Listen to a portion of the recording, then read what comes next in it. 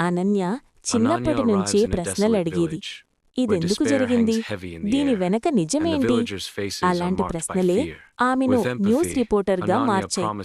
ఒకరోజు ఆమెకొక చిన్న గ్రామం నుంచి సమాచారమొచ్చింది. అక్కడొక ఫ్యాక్టరీ వల్ల ప్రజలు అనారోగ్యం పాలవుతున్నారు. కాని ఎవ్వరూ మాట్లాడడం లేదు. పెద్ద అధికారులు, డబ్బున్నవాళ్లు అందరూ మౌనంగా ఉన్నారు. అనన్య భయపడలేదు. గ్రామానికి వెళ్ళింది. ప్రజలతో మాట్లాడింది. వారి కన్నీళ్లలో నిజాన్ని చూసింది. రాత్రి రహస్యంగా ఫ్యాక్టరీకి వెళ్లి వీడియోలు తీసింది. కాలుష్యం, అక్రమాలు అన్నీ ఆధారాలతో కూడి రికార్డ్ చేసింది. ఆ వార్త ప్రసారమైన రోజు రాష్ట్రం మొత్తం కదిలింది. ఫ్యాక్టరీ మూసివేయబడింది. ప్రజలకు న్యాయం జరిగింది. ఆ రోజు అనన్య కెమెరా ముందు ఒక్క మాట చెప్పింది. వార్త అనేది శబ్దం కాదు, అది బాధకు గొంతు. ఆమె పేరు పెద్దగా మారలేదు, కాని ఆమె చేసిన పని వేల మందికి కొత్త జీవితమిచ్చింది.